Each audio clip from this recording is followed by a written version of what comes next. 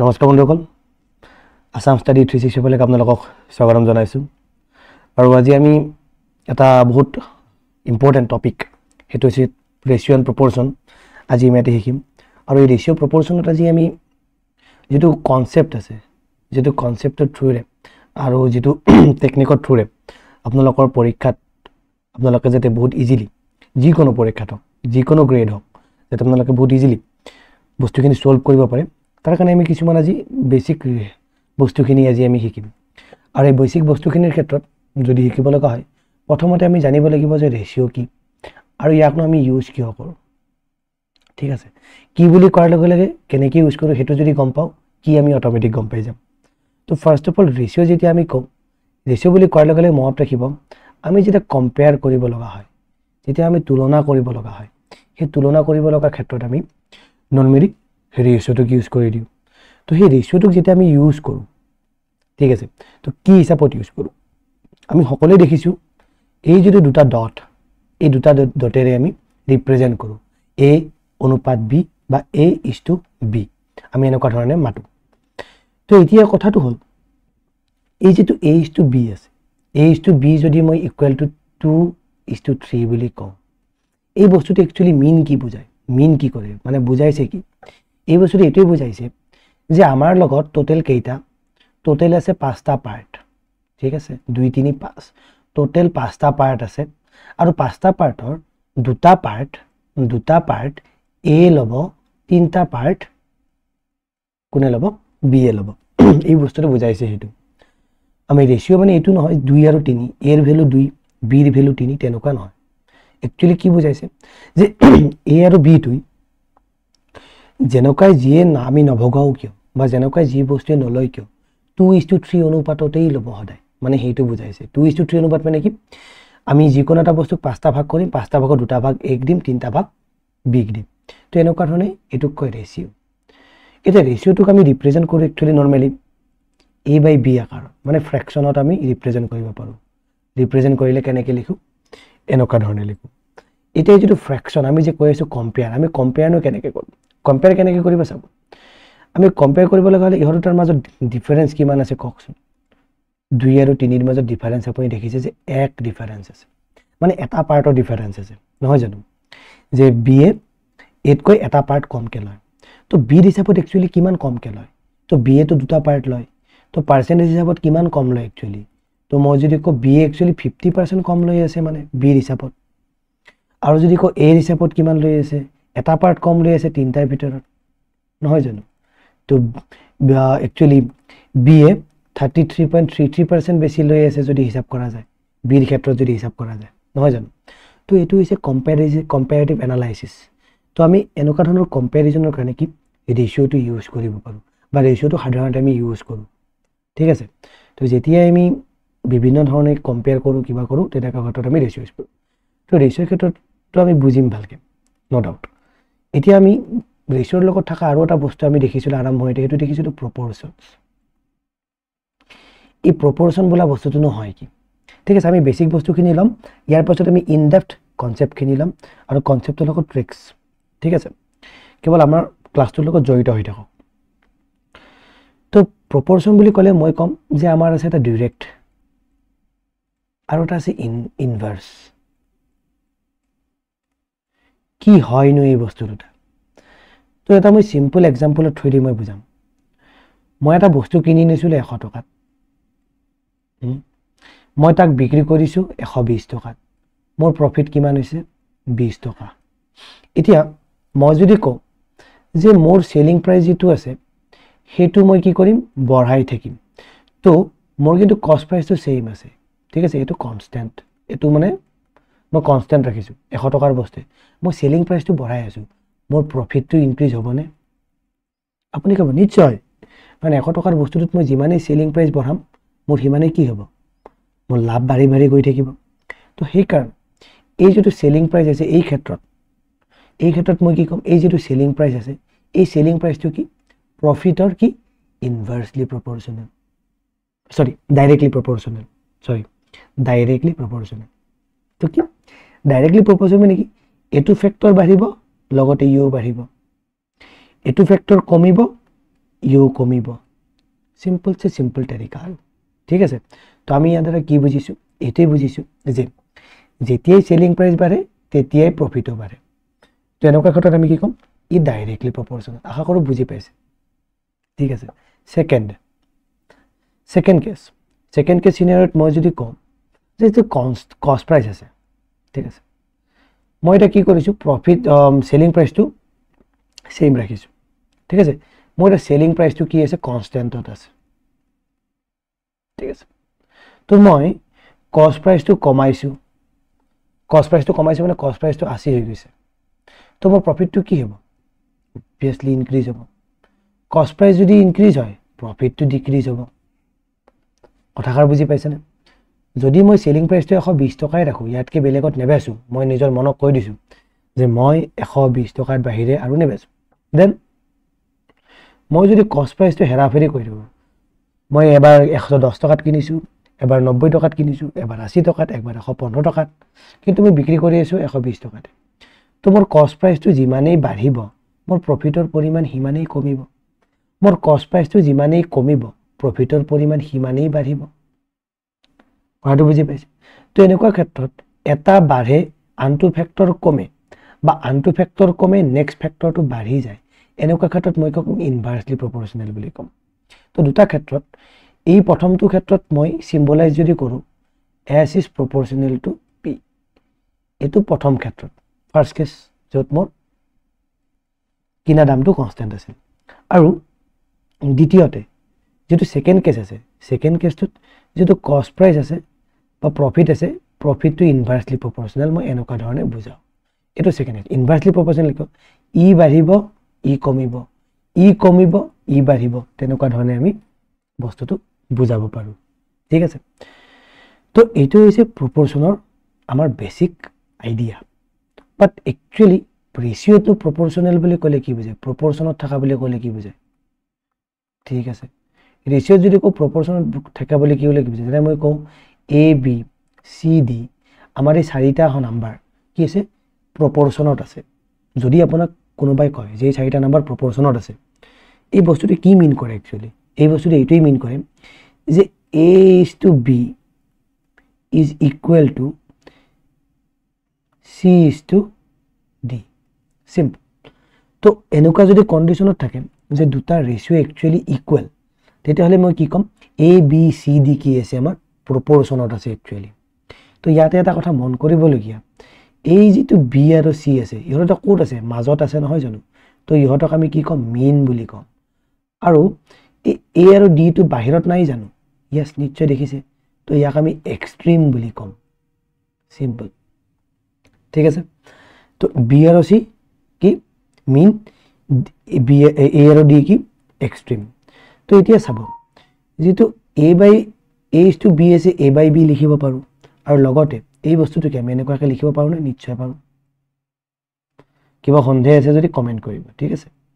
এতিয়া মই যদি ক্ৰস মাল্টিপ্লাই কৰো মই কি দেখিম a into d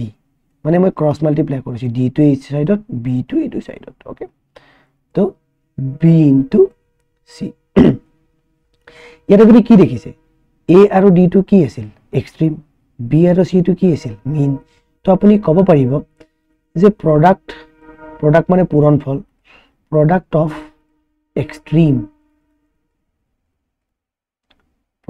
extreme to কি হয় আপোনাৰ ইকুয়াল হয় কাৰ লগত product of means ৰ লগত আগৰ বস্তুটো বুজি পাইছে যে যেটো product আছে মানে পূৰণফল আছে সেই পূৰণফলটো কাৰ সমান মানে এক্সট্ৰিমৰ পূৰণফলটো মিনৰ পূৰণফলৰ সমান তো এনেকুৱা ধৰণৰ কন্ডিশনত আমি কি কম একচুয়ালি proportional বুলি কও আশা কৰো ৰেশিও কি প্ৰপৰচন কি এটা ওভাৰভিউ আইডিয়া এটা আছে তো হিকিনিৰে বৰ্তমান সময়ত আমাক জৰুৰত তো ওভাৰভিউ আইডিয়াটো যেতিয়া আহিছে আমি যেটো ক্লাস কৰি আছো এটো টোটালি ওৰিয়েন্টেশন ক্লাস ৰেশিও আৰু প্ৰপৰচন why ৰেশিও আৰু প্ৰপৰচনটো এনেকুৱা এটা ইম্পৰ্টেন্ট চেপ্টাৰ যাৰ ফলত আপুনি ৰেশিও আৰু প্ৰপৰচনৰ যদি ভালকে নিয়মটো জানে work and time mixer percentage তাৰ পাছত ইন্টাৰেস্ট তাৰপিছত আপোনাৰ প্ৰফিট এণ্ড লছ, ঠিক আছে। তো এনেকুৱা ধৰণৰ বিভিন্ন ধৰণৰ বস্তুত বা বিভিন্ন ধৰণৰ আপোনাৰ ইকুৱেশ্যনছ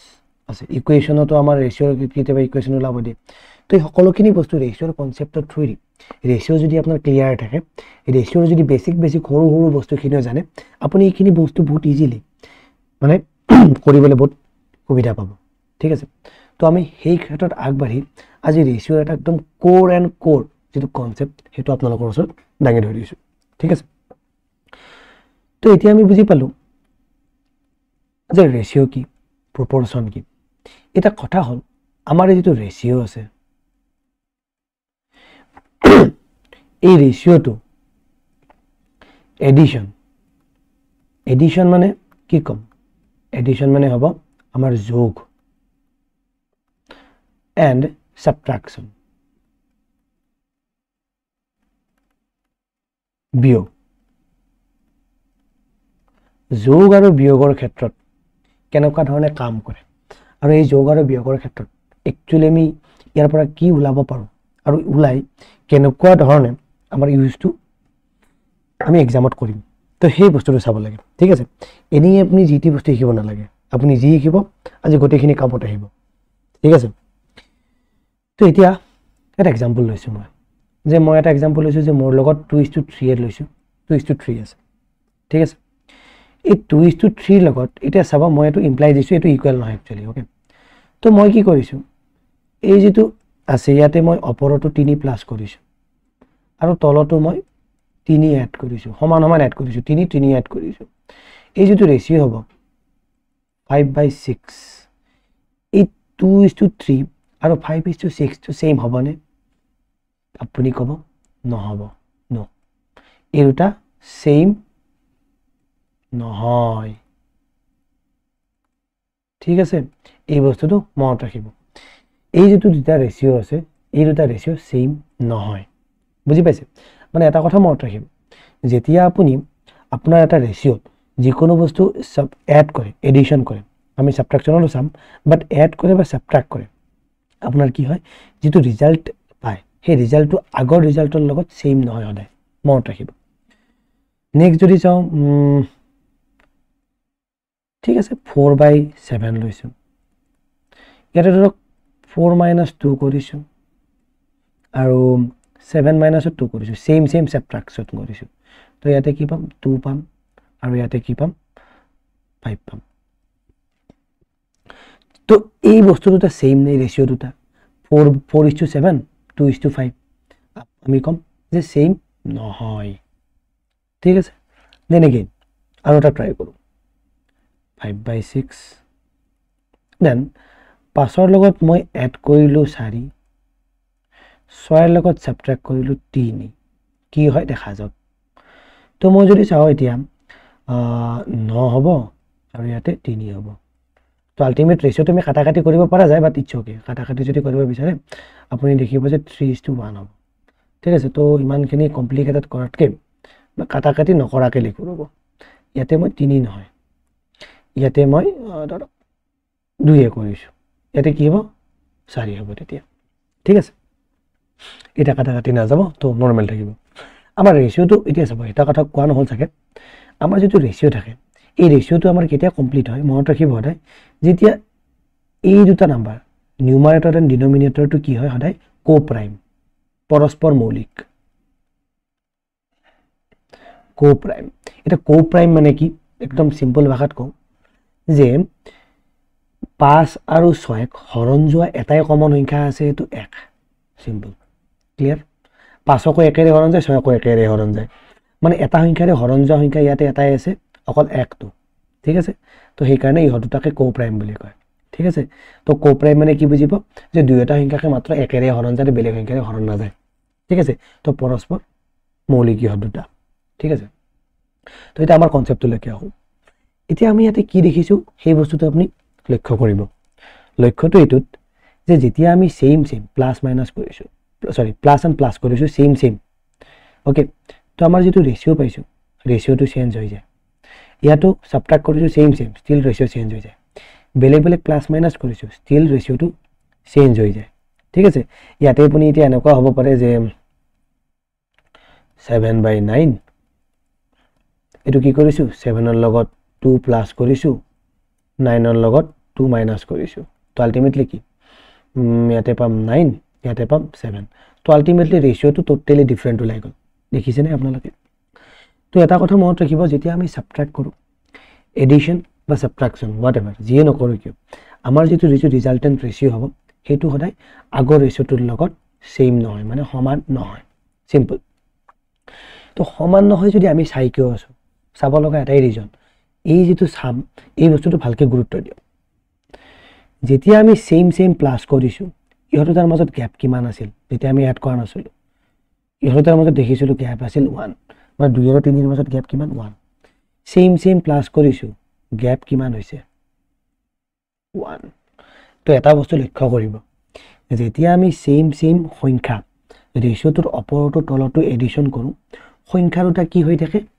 ব্যালেন্সড বুলি কম আমি কি বুলি কম ব্যালেন্সড ৰেশিও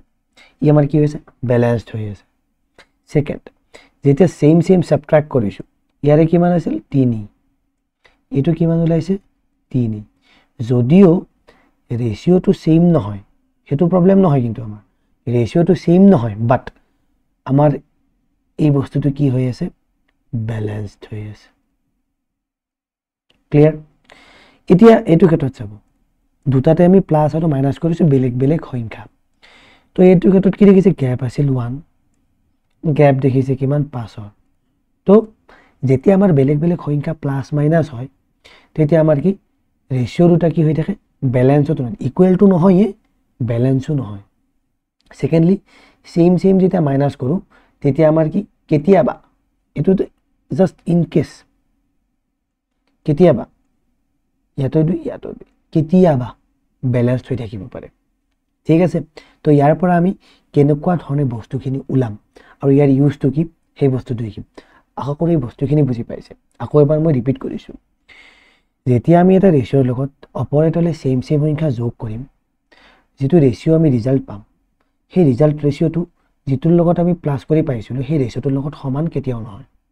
প্ৰথম কথা দ্বিতীয় কথা কি যেতিয়া আমি সেম সংখ্যা প্লাস কৰো যেটো ৰেশিওৰ মাজত গ্যাপ থাকিব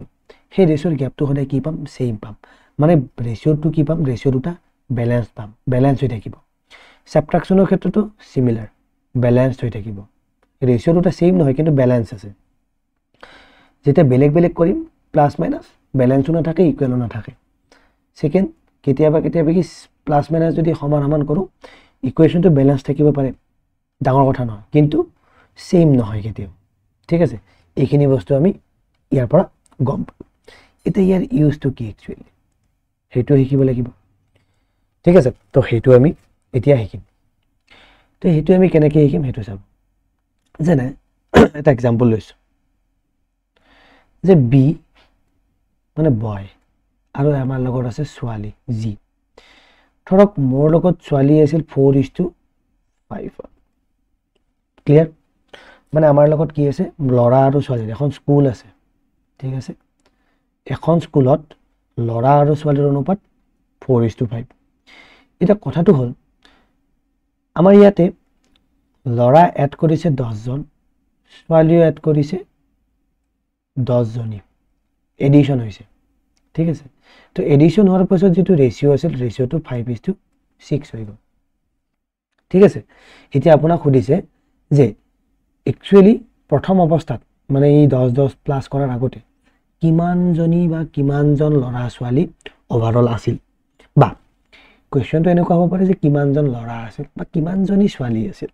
যিকোনো এটা আৰু ইয়াৰে আমি গোটেইখিনি উলাব পাৰিম টেনচন ল'ব নালাগে ঠিক আছে তো ফাৰ্স্ট অফ অল এটো কৰাৰ আমাৰ দুটা তিনিটা মেথড আছে তো ফাৰ্স্ট অফ অল আমাৰ কনভেনশনাল মেথডটো চাও আমি অলৰেডি যেটো কৈছো যে যেটো লৰা আৰু ছোৱালীৰ আমাৰ ৰেশিও দিয়া আছে 4:5 দিয়া আছে তো যেটো 4:5 দিয়া আছে এই 4:5 মানে লৰাৰ সংখ্যা 4 নহয় ছোৱালীৰ সংখ্যা 5 নহয় আমি অলৰেডি আগতেও আৰম্ভণিতে কৈছো এইটো কি এইটো ইহতৰ ৰেশিও ৰিপ্ৰেজেন্টেশন যে স্কুলখনত যদি 9টা লৰা ছোৱালী থাকে তাতে 4টা লৰা 5টা ছোৱালী সিম্পল বা গোটেই স্কুলখনত যিমান ল'ৰা ছোৱালী আছে গোটেইখিনিক যদি আমি 9টা পাৰ্টত ভাগ কৰোঁ তাৰে 4টা পাৰ্ট ল'ৰা 5টা পাৰ্ট ছোৱালী সিম্পল তো এতিয়া মই ক'ব বিচাৰিছোঁ যে ধৰক আমাৰ লগত ল'ৰা কিমান আছে এতিয়া 4 ইউনিট ল'ৰা আছে বা 4টা পাৰ্ট ল'ৰা আছে আৰু ছোৱালী কিমান আছে 5 ইউনিট তো ইহঁত দুটাৰে কি কৰিছে ৰেচিঅ'টোতো এইটো পাইছে তো এতিয়া কি কৈছে ইয়াৰটোৰ লগতো 10টা ছোৱালী ল'ৰা 10টা ছোৱালী এড হৈ গৈছে এড হৈ যোৱাৰ পিছত কিমান হৈছে 5/6 হৈছে তো আল্টিমেটলি মই কি কৰিম এইটো আৰু এইটো ক্ৰছ মাল্টিপ্লিকেশ্যন কৰিম তো ক্ৰছ মাল্টিপ্লিকেশ্যন কৰিলে কি দেখিব 4 6 গুণ 24 ইউ প্লাছ 10 গুণ 60 সমান 5 গুণ 25 ইউ প্লাছ 5 গুণ 50 তো এই 24 ইউটো মই এইফালে লৈ যাম তো মাইনাছত যাব গতিকে ইউ থাকিব আৰু 50টো মই এইফালে লৈ আহিম তো 60ৰ লগত মাইনাছ থাকিব গতিকে আমি উল্টা পুল্টা কৰি দিছোঁ তো ইউ মানে কি পালোঁ মানে এটা ইউনিট মানে 10 পালোঁ তো ইনিচিয়েলি আমাৰ লগত টোটেল ইউনিট কিমান আছিল 4 পাছে 9 ইউনিট ল'ৰা ছোৱালী আছিল নহয় জানো তো এটা ইউনিট মানে 10 মানে কি টোটেল ল'ৰা ছোৱালী 90টা আছিল বাট আপোনাৰ টোটেল ল'ৰা ছোৱালী নহয় কৈছে অকল ল'ৰা কিমান আছিল 4 ইউনিট তো 4 ইউনিট মানে কিমান নিশ্চয় 40 হ'ব এতিয়া আপুনি সদায় মনত ৰাখিব যদি 5:6 নহয় কিবা বেলেগত থাকে আপোনালোকে প্ৰথমতে কিমান আছিল সেইটো ওলাব তাৰপিছত নেক্সটটো প্লাছ কৰিব তেতিয়া শুদ্ধ এনসাৰ পাব যদি ইয়াৰ ক্ষেত্ৰত ওলাব দিয়ে বাট নৰ্মেলি ওপৰটোতে ওলাব দিয়ে ঠিক আছে তো জাস্ট এটা বুজিটো পাইছে নিশ্চয় কি ক'ব বিচাৰিছোঁ এইটো হৈছে আমাৰ ট্ৰেডিশনেল মেথড এইটো আমি নৰ্মেলি এনেকৈ কৰোঁ এতিয়া আমি যে শিকিছিলোঁ অলপ আগতে যে সেম হেৰি কৰিলে বেলেন্সত থাকে যদি বেলেন্সত নাথাকে আমি কি কৰিম বেলেন্স কৰি ল'ম তাৰপিছত বস্তুটো আমি কৰিম ঠিক আছে তো তাৰে উদাহৰণ এটা চাই লওঁ উদাহৰণটো চাব এতিয়া ইয়াতে আপুনি চাওক ইহঁত দুটাৰ মাজত গ্যাপ কিমান আছে গ্যাপ আছে 1ৰ ইহঁত দুটাৰ মাজত গ্যাপ কিমান আছে আপুনি কৈছে 1ৰ তো আল্টিমেটলি কি সেম প্লাছ কৰিছোঁ সো ডেফিনেটলি ইহঁতৰ যেটো ৰেচিঅ' আছে ৰেচিঅ'টো বেলেন্সত আছে আমাৰ কাৰণে সুখবৰ এটা কথা হ'ল যেহেতু বেলেন্সত আছে আপুনি সিম্পল এটা কথাই কৰক যে 4ৰ পৰা 5লৈকে আহিবলৈ গ'লে ইয়াতে কিমানটা ইউনিটৰ ডিফাৰেন্স আছে আপুনি ক'ব যে 4ৰ পৰা 5লৈকে আহিবলৈ গ'লে 1 ইউনিটৰ ডিফাৰেন্স আছে কিন্তু এই 1 ইউনিটৰ ডিফাৰেন্সৰ কাৰণে একচুয়ালি কেইটা ল'ৰা এড কৰা হৈছিল আপুনি ক'ব 10টা তো 1 ইউনিট মানে কিমান 10 ইমানখিনি ক্যালকুলেশন নকৰাকৈ আপুনি জাস্ট ইকুৱেশনটো বা ৰেচিঅ'টো যদি বেলেন্সত আছে হেতু চাই আপুনি কি ক'ব পাৰে যে একচুয়ালি আপোনাৰ 10 ইউনিট বা আপুনি এটো ক্ষেত্ৰত নহয় সেম যেহেতু এড কৰিছে ছোৱালী ক্ষেত্ৰটো সেমই হ'ব কিমান এটা ইউনিটৰ ডিফাৰেন্স তো এটা ইউনিট মানে কিমান একচুয়ালি এড কৰিছে 10টা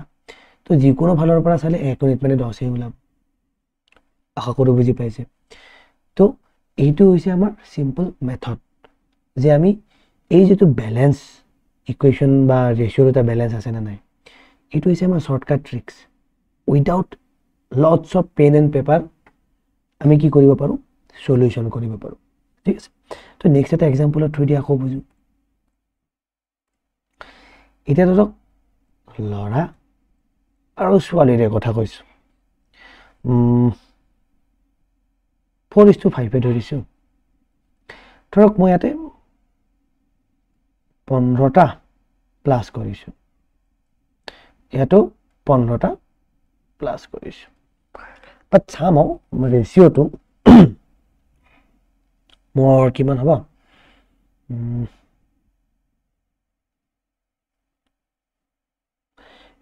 11:13 দিলো ঠিক আছে 11:13 দিলো এতিয়া আপুনি নরমালটো কৰিব পাৰে যেটো আমি কৰিছিলো কনভেনশনাল মেথডত এটো 4 ইউনিট লৰা 5 ইউনিট ছোৱালী তো 4 ইউনিট লৰা 15 5 ইউনিট লৰা 15 তো 11টা হৈ যাব তো এটো কনভেনশনাল তো ইমানখিনি ক্যালকুলেশন নকৰাকে কেনেকৈ কৰিম ব্যালেন্স মোডে দি চাব ইহঁতৰ মাজত গ্যাপ কিমান আছে 1 আছে ওকে 15 15 সেম হৈছে বাট ইহঁত দুটাৰ মাজত কিমান 2 তো আপুনি কি বুজি পাইছে যে এই ৰেচিঅ'টা কি হৈ থাকা নাই ব্যালেন্সড হৈ থাকা নাই তো আমি কি কৰিম বেলেঞ্চ কৰিব লাগিব তো বেলেঞ্চ কৰিম সিম্পল তো বেলেঞ্চ কেনেকৈ কৰিম হেতু হৈছে কোৱেশ্চন টেনচন ল'ব নালাগে ইয়াতে কিমান বেছি আছে 2 ইয়াতে কিমান 1 তো ৰিভাৰ্স কৰক এইটোৰে এইটো কিন্তু কৰক আৰু এইটোৰে এইটো কিন্তু কৰক সিম্পল মানে এইটো গোটেইটোক 2 ৰে পূৰণ কৰক এই গোটেইটোক 1 ৰে পূৰণ কৰক সিম্পল মই বুজাৰ কাৰণে লিখিছো ইমান তো ইয়াতে কিমান হ'ব 8 আৰু ইয়াতে হ'ব 10 আৰু এইটো 1 ৰে পূৰণ কৰিলে 11 আৰু 13 এ থাকিব আগৰে বুজি পাইছে 2 ৰে কিয় ইনটু কৰিছো কাৰণ ইহত দুটাৰ মাজত 2 আছিল গ্যাপ আৰু ইয়াতে 1 আছিল সিম্পল তো এটা আপুনি কি দেখিছে ইয়াতে যদি চাই আপুনি যে ইহত দুটাৰ মাজত গ্যাপ কিমান 2 ইহতৰ মাজত গ্যাপ কিমান 2 ভেৰি ভেৰি সিম্পল তো যদি 2 হয় মানে এই ইকুয়েশন এই রেশিও দুটা কি আছে ব্যালেন্সত আছে তো এটা ব্যালেন্সত যদি আছে এই লৰা 8টাৰ পৰা 11টা হ'ব লাগিলে কিমান ইউনিটৰ ডিফাৰেন্স আপুনি ক'ব যে 3 ইউনিট আৰু 3 ইউনিট মানে কি 15টা লৰা এড কৰিব লগা হৈছে মানে 3 ইউনিট মানে 15টা লৰা বা ইহতৰ মাজত কিমান 3 ইউনিটৰ গ্যাপ কিমান এড কৰিছে 15 এড কৰিছে সিম্পল তো আলটিমেটলি 1 ইউনিট মানে 5 তো এতিয়া আপোনাক জিয়ে ওলাব নিদিয়ে কিয় আপুনি বিন্দাস উলাই দিব পাৰিব লৰাৰ সংখ্যা কিমান 20 ছোৱালীৰ সংখ্যা কিমান 25 টোটাল সংখ্যা কিমান 45 তো আপুনি জি হুদা তাকে উলাই দিব পাৰিব তো এটো হৈছে আমাৰ ব্যালেন্সৰ এটা হেৰি তো যদি ব্যালেন্স না থাকে আমি কি কৰিম ব্যালেন্স কৰি লম যদি ব্যালেন্স কৰি লও যিখিনি গ্যাপ থাকে হেতু আমাৰ প্লাস মাইনাসৰ কথা হ'ব নহয় জানো ঠিক আছে তো এতিয়া কথা হল এটো তো আমাৰ যেতিয়া সেম সংখ্যা প্লাস কৰিব নাইবা সেম সংখ্যা মাইনাস কৰিব বাট যদি আপোনাৰ প্লাস আৰু মাইনাস হয় তেতিয়া তো ইকুয়েশন দুটা ব্যালেন্স নহয় ঠিক আছে তো তেতিয়া আপুনি এটো নিয়ম ইউজ কৰিব নোৱাৰে এটো অকল কেতিয়া ইউজ কৰিব যেতিয়া আপোনাৰ সেম মানে প্লাস কৰিছে নাইবা সেম মাইনাস কৰিছে ঠিক আছে তো এইটো হ'ব আপোনাৰ সেম মাইনাস বা প্লাস কৰাৰ ক্ষেত্ৰত তো এতিয়া যদি আমি বুজিব চেষ্টা কৰো যে এই বস্তুটো আমি বেলেগ ধৰণে কেনেকৈ কৰিব পাৰো তো এটা বেলেগ আইডিয়া এটা আছে বেলেগ আইডিয়াটো এতিয়া আপুনি চাব এটো হ'ব 3 নম্বৰ ৰুল ঠিক আছে এটো 3 নম্বৰ ৰুল আমি সেম বস্তুটোকে কেনেকৈ কৰিব পাৰো প্ৰথমটো আছিল আমাৰ কনভেনশনাল ৰুল সেকেন্ডটো আমাৰ এটা শৰ্টকাট ট্ৰিক্স কেৱল কন্ডিশন এটা আছে সেম প্লাস বা সেম মাইনাস কৰিব পাৰিব লাগিব তেতিয়াহে হ'ব আদাৰৱাইজ ভুল হৈ যাব নহয় জানো তো 3 নম্বৰটো এনেকুৱা এটা ৰুল যত ভুল হোৱা চান্স কম তো আমি এটো চাও তো লৰা আৰু ছোৱালী আছিল কিমান 4:5 পঢ়া প্লাস কৰিছে তাৰ পাছত কি হৈছে আপোনাৰ 11:13 হৈ গৈছে আমি মনত ৰাখিম যে দুটাতে 15টা প্লাস কৰিছে টোটাল 30টা প্লাস কৰিছে ওকে তো এই বস্তুটো যদি মনত ৰাখিবলে বয়ৰ তলত বয় কেইটা প্লাস কৰিছে 15টা ছোৱালী কেইটা প্লাস কৰিছে 15টা তো এই নিয়মটো ইয়াতে 15টা নহয় 20টা নহয় ইয়াতে ডিফাৰেন্ট প্লাস কৰিছে ডিফাৰেন্ট মাইনাস কৰিছে আমি ভাবিবও লগা নাই কেৱল এটা বস্তু মনত ৰাখিব লাগিব হেখিনি বাস ইয়াতে আমি কি কৰিম এতিয়া মই এটা বস্তু উঠাই লও এইখিনি বস্তু উঠাই লৈছো কাৰণ আপুনি এটা বুজি পাব যেটো ৰেশিওতে আছে তো আমি কি কৰিম ইহত দুটাৰ ক্ৰস মাল্টিপ্লিকেশন কৰিম আৰু কি কৰিম ইহত দুটাৰ ক্ৰস মাল্টিপ্লিকেশন কৰিম ডিফাৰেন্সটো উলাম লগতে ইহত দুটাৰ ক্ৰস মাল্টিপ্লিকেশন কৰিম আৰু ডিফাৰেন্সটো উলাম ঠিক আছে তো এটা এই ক্ষেত্ৰত চাব এই ক্ষেত্ৰত 13 গুণ কিমান 42 13 গুণ 52 ওকে সৰি 13 গুণ 52 আৰু 11 গুণ 55 তো ইহতৰ মাজত গ্যাপ কিমান গ্যাপ মানে একচুয়ালি ডিফাৰেন্সটো লাগে আমাক পজিটিভত লাগে ঠিক আছে টেনশন ল'ব নালাগে মাইনাস সাইনছত টেনশন ল'ব নালাগে কাৰ পৰা কাক মাইনাস কৰিম ভাবিবও নালাগে সিম্পলি সো প্লাসত আছে তো ডেফিনেটলি কি কৰিব ইহতৰ ডিফাৰেন্সটো ওলাব ডিফাৰেন্সটো কিমান যে 3 মানে 3 ইউনিটৰ ডিফাৰেন্স আছে ইহতৰ ক্ৰস মাল্টিপ্লিকেশন ক্লিয়াৰ সেকেন্ড এটা ইহতৰ মাল্টিপ্লিকেশন কৰক ঠিক আছে ইহতৰ মাল্টিপ্লিকেশন কৰি আপুনি আপোনাৰ আনসাৰটো উলাওক ইহতৰ মাল্টিপ্লিকেশন মানে কিমান 11 আৰু 15 মাল্টিপ্লিকেশন কিমান হ'ব 11 5 গুণ 55 5 আৰু 5 কেৰি থাকিব 11 গুণ 11 11 5 16 সিম্পল বঢ়িয়া এতিয়া 15 আৰু 13 ৰ মাজত কিমান 15 3 গুণ 45 ৰ 5 4 কেৰি হ'ব 15 গুণ 15 15 4 19 তো ইহঁতৰ মাজত ডিফাৰেন্স কিমান একচুয়ালি ডাঙৰ সৰু কোনটো ভাবিব নালাগে ইয়াৰ মাজত ডিফাৰেন্স কিমান ডিফাৰেন্সটো হ'ব আমাৰ 0 নৰ পৰা গলে 3 30 ৰ ডিফাৰেন্স মানে মই কি কৈছো যে একচুয়ালি মই কি দেখি 30 ৰ ডিফাৰেন্স হ'ব নে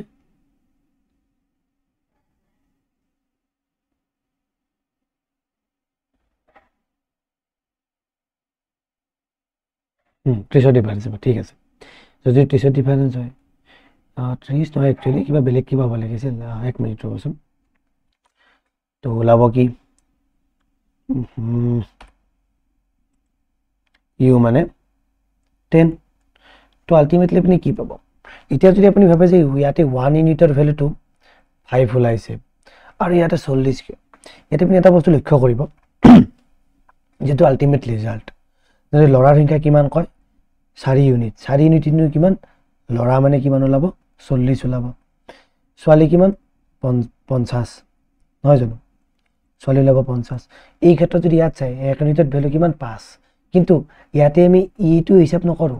আমি হিসাব কৰিম কোড ইয়াতে কাৰণ ইয়াৰ পৰা ওলাইছো आंसर এইটো ইকুৱেচন আমাৰ ব্যালেন্সত আছে তো এইটো কথা মনত ৰাখিব তো কি মনত ৰাখিব যে 1 ইউনিট মানে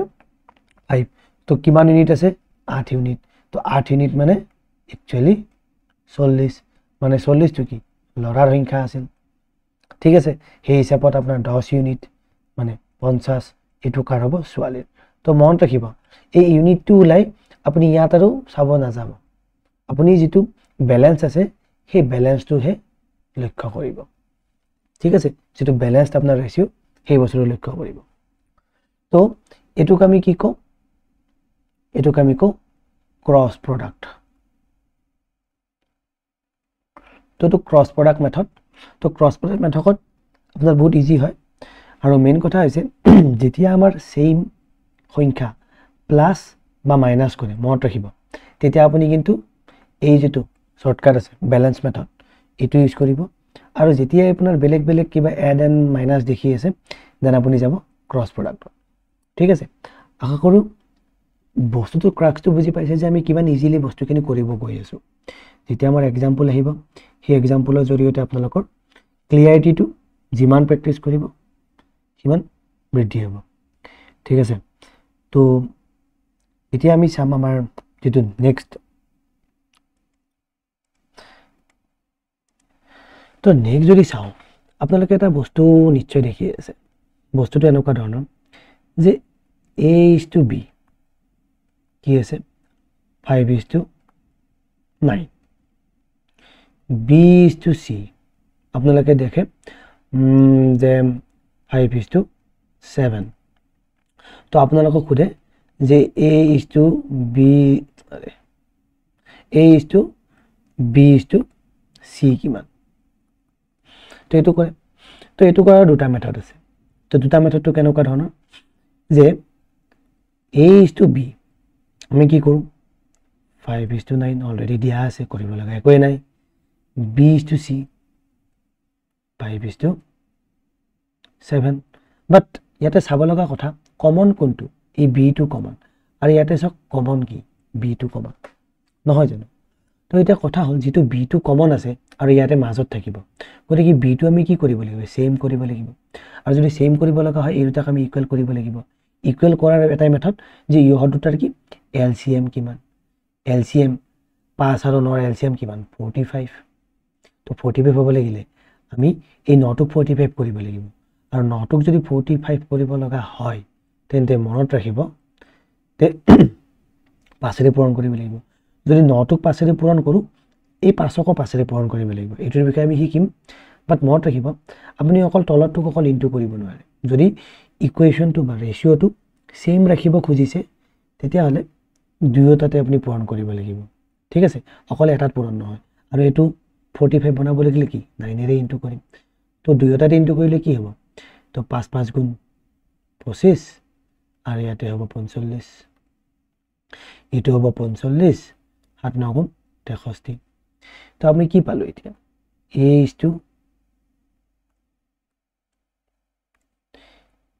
is to b is to c কি পালো a এর ভ্যালু 25 b এর ভ্যালু সেম বনাইছো 45 আৰু c এৰ ভ্যালু কিমান 63 তো এটো আমাৰ কি হ'ব পাব লগা आंसर তো এটো হৈছে বহুত ইজি মেথড এটা এই ইজি মেথডটো আমি বঢ়িয়াকে কৰিব পাৰো ঠিক আছে সেকেন্ড এটা চাব পাৰো সেকেন্ড যদি চাই আপুনি a is to b 2 is to 3 b is to c 4 is to 5 then a is to b is to c মানে কিমান আপুনি কি কৰিব a is to b 2 is to 3 b is to c 4 is to 5 তো আপুনি কি কৰিব দুইটা এতিয়া সেম বনাব গলে কাক সেম বনাব হেতু আপুনি তো প্ৰথমতে যেটো কমন হেতুক সেম বনাব ইহতৰ এলসিএম কিমান এলসিএম 12 কৰিবলৈ গলে ইয়াক যদি 12 কৰিব লগা হয় b2 4 ৰে মাল্টিপ্লাই কৰিব লাগিব আৰু ইয়াৰে b2 ক যদি 12 কৰিব লগা হয় 3 ৰে মাল্টিপ্লাই কৰিব লাগিব তো কিমান হ'ব এটো হ'ব 4 গুণ 8 4 গুণ 12 4 গুণ 12 5 গুণ 15 তো আমি a is to b is to c কিমান পাম 8 is to 12 is to 15 তো ইমান ইজিলি আমি গটেখিনি বস্তু কৰিব পাৰো এটো হৈছে আমাৰ কনভেনশন মানে নিয়ম এটো সদায় আমি এনেকুৱাকৈ সৰুৰ পৰাই কৰি আহিছো এতিয়া কথা হল এই বস্তুটোক বেলেগ ধৰণে কৰিব পাৰোনে নিশ্চয় পাৰো হেতু চাব লাগিব তো এই বস্তুটো কেনেকৈ কৰো চাও এতিয়া হেতু হ'ব এনেকুৱা ধৰণে যে a is to b 2 is to 3 দিয়া আছে ইজি লৈছো এটা b is to c 4 is to 5 দিয়া আছে তো a is to b is to c উলাব লাগে সিম্পল তো আপুনি কি কৰিব এতিয়া এটো দিয়া থাকিব তো আপুনি কি কৰিব a is to b টো লিখিব 2 is to 3 b is to c যেটো লিখিব এই যেটো b এর ঘর আছে b মানে কি চাব a b আৰু c এনেকুৱা ধৰণে এটো আমাৰ ভাৰ্টিকেল মেথড বুলি ভাৰ্টিকেল তো a b c টো ভাৰ্টিকেলি লিখিব b ঠাইত b টো হে লিখিব b কি আছে 4 is to 5 তো b টো ইয়াতে 4 is to 5 ঠিক আছে a b c মানে এনেকুৱা এটো লিখিব নালাগে ভাবি লব ঠিক আছে এতিয়া কি আছে আমাৰ এটা জায়গা খালি আছে আৰু এটা জায়গা খালি আছে নহয় জানো তো এই খালি থাকা জায়গাৰ আগত কি আছে 4 আছে তো এটো 4 এৰে ফিল আপ কৰিব এটো কি আছে খালি আছে কাখত কি আছে 3 আছে তো 3 ৰে ফিল আপ কৰিবা সিম্পল আৰু এনেকুৱা ভাৰ্টিকেলি মাল্টিপ্লাই কৰক কিমান হ'ব 8 12 15 তো এইটোই হ'ব a is to b is to c তো ইমান সিম্পলি আপুনি কোৱেশ্চনটো কৰিব পাৰে আকৌ এবাৰ এক্সাম্পলটো বুজাইছো ধৰক a is to b 5 is to 7 দিয়া আছে b is to c 9 is to 8 দিয়া আছে ঠিক আছে তো আমি কি কৰিছো a b আৰু c নিজৰ নিজৰ জায়গাত লিখিছো আৰু ইয়াতে এটা খালি ঠাই ৰব ইয়াতে এটা খালি ঠাই ৰব তো এটা খালি ঠাইটো কিহেৰে পূৰণ কৰিব ইয়াৰে নেক্সট সংখ্যাটো 9 আছে 9 8 আছে যদি 7 ঠিক আছে পূৰণ কৰক ভাৰ্টিকেলি তো 9 5 গুণ 45 7 গুণ 63 8 গুণ 56 তো এইটোৱে কি a is to b is to c এটো যদি কিবা কাৰণত কাট খাব পৰা অৱস্থাত থাকে কাটি সৰু কৰি দিব কোপ্ৰাইম বনাই লব তো হেতু হ'ব আপোনাৰ পাব লগা आंसर তো ইমান ইজিলি এই বস্তুখিনি কৰিব পাৰিব উইদাউট এনি ব্যালেন্সিং ঠিক আছে তো আপোনালোকে হয়তো এই ক্লাসটো কৰি বুজি পাইছে যে আমি কেনেকুৱা এপ্ৰোচত আমি গটেখিনি বস্তু কৰিব গৈ আছো ঠিক আছে আৰু আশা কৰিছো আপোনালোকে যিখিনি বস্তু এতিয়ালৈকে শিকিছে ভাল ধৰণে বুজি পাইছে তো আমি এতিয়ালৈকে শিকিছো ৰেশিও কি প্ৰপৰ্শনাল কি প্ৰপৰ্শনৰ নিয়ম কেনেকুৱা প্ৰপৰ্শন মানে কি বুজায় ঠিক আছে কেতিয়া কেতিয়া প্ৰপৰ্শন বুলি কয় এক্সট্ৰিম কোন হয় মিনছ কোন হয় ঠিক আছে লগতে আমাৰ যোগ বিয়োগ যেতিয়া হয় তেতিয়া কেনেকুৱা ধৰণে আমাৰ ৰেশিওটি বিহেভ কৰে হেতু চালো এতিয়া আমি চাম multiplication a is to b gn হক এনেকৈ থাকিব আমি 4 is to 5 এ ললো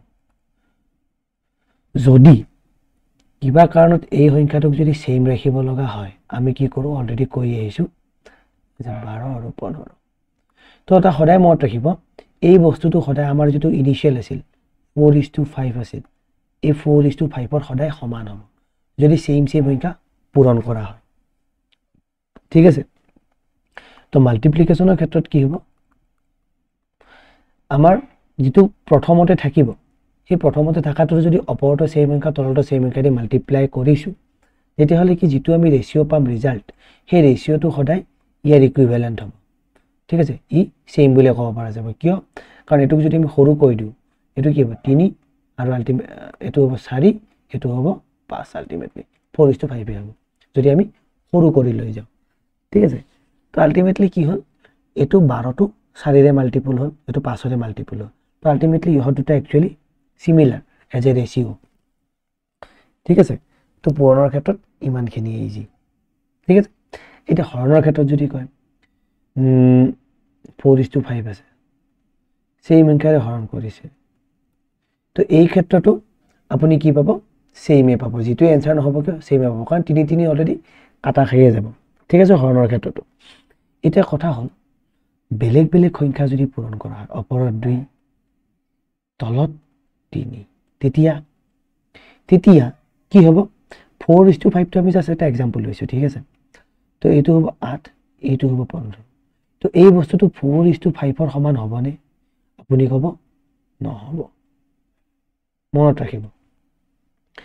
যেতিয়া আপোনাৰ ওপৰে আৰু তলে বেলেগ বেলেগ সংখ্যা পূৰণ কৰা হৈ যায় ৰেশিওটো আৰু তেতিয়া সেম নাথাকে ঠিক আছে বাট পূৰণৰ ক্ষেত্ৰত যদি দুটা সংখ্যা সেম থাকে তেতিয়া হলে আমাৰ ৰেশিওটো সেমে থাকে ঠিক আছে তো আমি আগৰ যেটো কোৱেশ্চন কৰিছিলো ব্যালেন্সিং মেথডত তো হেতু আমি তেনেকুৱা টাইপতে কৰিছিলো যে 4:5 আছিল তো এটুক যদি আমি 45 বনাব লাগে তো আমি 9 ৰে ইনটু কৰিব লাগিব 9 কল এটুত ইনটু কৰিলে নহব এটুকো ইনটু কৰিব লাগিব কিয় এটুটো ইনটু কৰিছো কিয় এটুটো ইনটু কৰিছো দুয়োটাতে এটোই কাৰণ যে ৰেশিওটো আমি সমান হিচাপে ৰাখিব বিচাৰিছো এই যেটো ৰেশিও পূৰণ কৰিছো দুইফালে আল্টিমেটলি ৰেশিওটো ইয়াৰ একচুয়ালি ইকুৱেল তো দুইফালে ইনটু কৰিলে ইকুৱেল থাকিব যদি একফালে ইনটু কৰিলে হয় যেনে 4:9 4 into 9 কৰিলে 5 কৰিলো হয় তো এটো কি হ'ল হয় এটো হ'ল 36 এটো হ'ল 5 তো এই দুটা আৰু এইটো কেতিয়াও সেম নহয় আশা কৰো বুজি পাইছে তো এনেকুৱা ধৰণে মাল্টিপ্লিকেশনৰ ক্ষেত্ৰত আমাৰ সাবট্ৰাকশনৰ ক্ষেত্ৰত এডিশনৰ ক্ষেত্ৰত ৰেশিওটো এনেকুৱা ধৰণে বিহেভ কৰে তো এইখিনি বস্তু বুজি পাইছে তো এইখিনি বস্তুৰ পিছত আমি আপোনালোকৰ লগত যেটো আমাৰ নেক্সট ক্লাস থাকিব তাতে দুটামান কনসেপ্ট কোৰ কনসেপ্ট ৰৈ গৈছে সেইখিনি আমি তাতে ডিসকাশন কৰিম তাৰে আগতে আমি কেটামান एग्जांपल থ্ৰু দিম আজিৰ ক্লাসটো সামৰণি কৰো ঠিক আছে তো ফাৰ্স্ট কোৱেশ্চনটো হৈছে যে in each term what must be added to each term in the ratio 2:5 to 5.5:6 হ'ব লাগিলে মানে 2:5 ৰ লগত দুয়োটা each term বুলি কৈছে each term দুয়োটাৰ লগত এনেকুৱা কি সংখ্যা যোগ কৰিব লাগিব মানে সেম সংখ্যাৰ কথা কৈছে obviously এনেকুৱা কি সংখ্যা প্লাস কৰিব লাগিব ইয়াতেও যাতে ৰেশিওটো 5:6 হৈ যায় দুই প্ৰকাৰে কৰিব পাৰে সিম্পল দুই প্ৰকাৰটো মই অলৰেডি কৈছিলো যে এটো আপুনি ইউনিট হিচাপে ধৰি কৰিব পাৰে যে ধৰক মই দুটা আছে পাঁচটা আছে তো 2 আৰু 5 তো ইয়াতে ধৰক মই u প্লাস কৰিম ইয়াতে u প্লাস কৰিম তো প্লাস কৰিলে কি হ'ব 5:6 হ'ব বাট মই কি কৰিম ক্ৰস মাল্টিপ্লিকেশন 10 plus 6 ৰে ইনটু হ'ব 12 plus 6u is equal to 25 plus 5u তো আল্টিমেটলি এটো যদি ইফালে যায় কিমান হ'ব এটো গলে আপুনি ক'ব যে u হ'ব আৰু এটো যদি ইফালে গুছি যায় আপুনি কি ক'ব 25 ৰ পৰা 12 গলে 13 হ'ব তো এনেকৈ ক'ব পাৰে এনসাৰটো 13 যে 13 প্লাস কৰিলে দুইটা সাইডত আপোনাৰ কি হ'ব এনসাৰটো হৈ যাব বাট এইটো বস্তু আমি বেলেগ ধৰণৰ কৰিব পাৰো ব্যালেন্সিং মেথডত তো 2:5 আৰু যেটো সেমৰ কথা কৈছে সেমৰ কথা ক'লে ব্যালেন্স মেথডত গুছি গলে হল ভাবিবই নালাগে ঠিক আছে তো এটা কথা হল ইহতৰ গ্যাপ কিমান 2 ইয়াৰ গ্যাপ কিমান 1 তো আমি ব্যালেন্স কৰোতে কি কৰিম ইয়াক আমি 1 ৰে ইনটু কৰিম ইয়াক আমি 2 ৰে ইনটু কৰিম তো কি হ'ব ই হ'ব 2:5 থাকিব ইয়াক 2 ৰে ইনটু কৰাৰ কাৰণে কি হ'ব 10:2 হ'ব না এটো 3 সৰি এটো 3 তো 3 ৰে ইনটু কৰিব লাগিব ঠিক আছে এটোৰ মাজত গ্যাপটো 3 সো 3 ৰে ইনটু কৰিব লাগিব তো এটো কি হ'ব 15 হ'ব আৰু এটো হ'ব 18 তো এতিয়া গ্যাপটো সব কিমান আছে 3 আছে ইয়াতো 3 আছে তো বস্তুটো ব্যালেন্স হৈ গ'ল তো ইয়াৰ পৰা ইয়ালৈকে আহিব লাগিলে একচুয়ালি কিমান এড কৰিছে দেখিছো মই 13 ইয়াৰ পৰা এপ্লাই কিমান 13 তো আলটিমেটলি আনসাৰটো 13 তো ইমানখিনি ক্যালকুলেশন নকৰাকৈ আপোনাৰ ব্যালেন্সত হৈ যায় ঠিক আছে তো ইমান ইজিলি এবিলাক পৰীক্ষাত আহা কোৱেশ্চন ঠিক আছে এটো আমি নেক্সট ক্লাছত ডিসকাশন কৰিম তাৰ আগতে এটো ডিসকাশন কৰিলো যেটো শিকিছো হেটো ডিসকাশন কৰিম ঠিক আছে তো এটো হৈছে A:B 7:9 তাৰপিছত B:C